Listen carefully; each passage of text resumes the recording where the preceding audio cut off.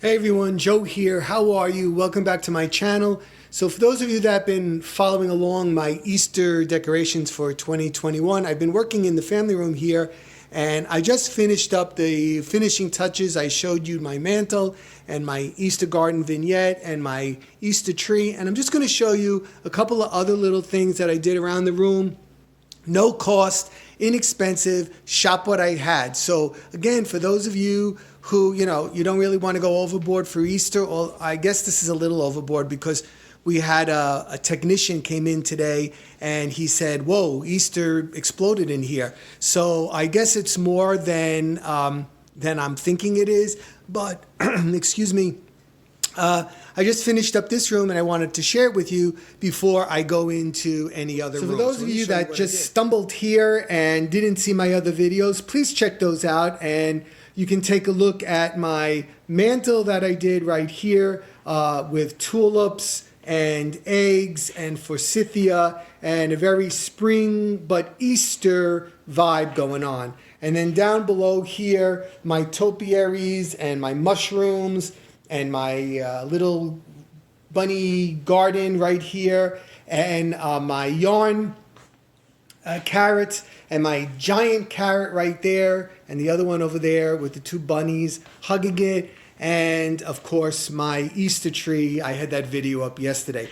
So in this room, I really didn't do much of anything except I hung some Easter egg lights up there on that wall unit, and I added in some yellow striped pillows just to pull the yellow from the mantle into this room.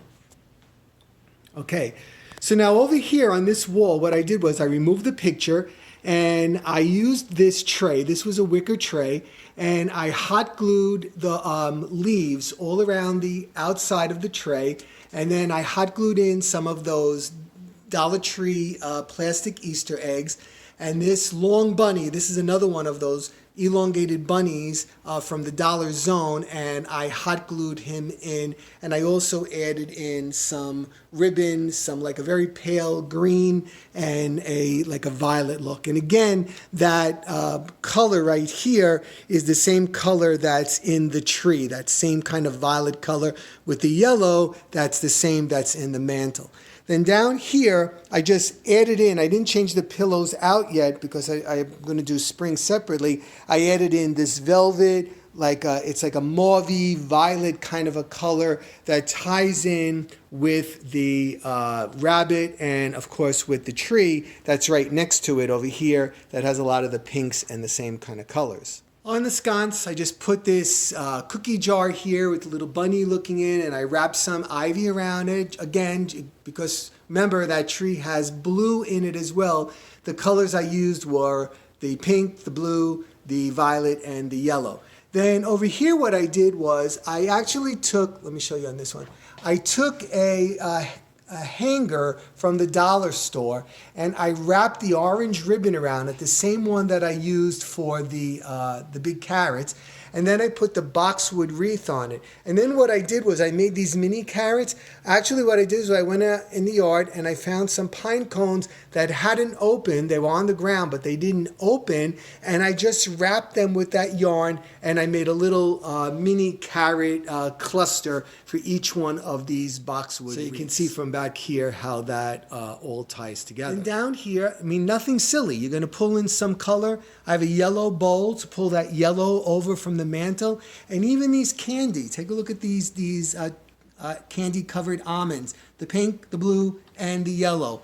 So I mean, something as simple as that ties the whole kind of design. Coffee table, I kept it really, really simple. You can see here, and what I did was we have this big giant brandy sifter. It used to have a beautiful top on it, but when I was cleaning one day, it belonged to my mother and father. I was cleaning one day for them, and it accidentally fell, and it hit the side of the piece of furniture, and it came down and it crashed into my toe. It really did a number on my toe. We had to go to the hospital and everything. But when I look at this thing, and I always remember that, but it does have sentimental value. But anyway, what I did was I used some leaves in there and some branches, and then I did some moss, and I made a nest, and I put some eggs in there, and a bird right there. And even if the bird has a little bit of that violety color on it. So once again, I tried to tie that all in. Then over here, I have this canister, and I use that for the remotes. I put the remotes in there so that I always know where they are. And then down here, this bunny, there used to be candy in here, a bunny tin, and again with the pink stripe. And then I put that glass brandy sifted thing on that large candle holder. And then I have these two that also coordinate with that for the flameless candles. Then I used a regular plate that we use, for when company comes. It's not good china, but it's the stuff we use because we have a setting for like 28 or 30 people. So I used it because take a look here. Again, it has the black that ties in with that. It has the violet flowers that tie in with that. There's a little bit of blue in it, and it has the pink flowers as well. And then I just put in some of that Easter grass that makes a mess everywhere. And then these decoupaged eggs, which I got in the Dollar Zone a few years ago. The blue, the violet, the yellow.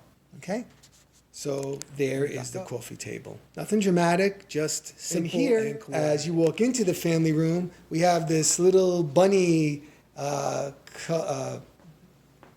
bunch of bunnies here. And again, same kind of colors, the pink and the blue.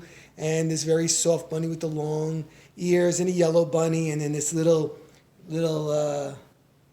guy dressed as a bunny in a chocolate egg.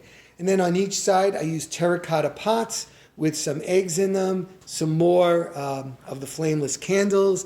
Down here, I added in some birdhouses. Remember these, Mary Beth? These are the ones that Mary Ann was laughing at me about last year. And then on each side over here, I have a bird with a glass with some flowers, and below more colorful bowls, another canister filled with eggs, and so on the same. So when you enter into the through the front door, you actually see it right away, and as you come into the family room, you get a view of Easter. So I guess that's why the guy said it looked like Easter exploded in here. I didn't realize that it was a lot of bunnies and stuff. So anyway, that's my family room for Easter 2021. I still have a few more things to show you what I'm doing in the living room and the entry table in the foyer, and also the dining room and so on. Someone asked me yesterday in one of the comments what I did with my St. Patrick's Day, because it's not St. Patrick's Day yet. I did have to take that down in the house because that combination of St. Patrick's Day, putting Easter out, and some of my winter stuff still out was kind of like making me visually nauseous. So I had to get rid of everything and just go Easter in the house. My bay window is still St. Pat's Day, and I won't change that out until March 18th, and then I'll put Easter in there as well. All right, everybody, so I hope you enjoyed this little video. Again, I guess it makes sense for those of you that have been following along, and I hope you enjoyed this, and stick around. I still have more to come. All right, everybody, please take care, and I will be seeing you really soon. Bye-bye.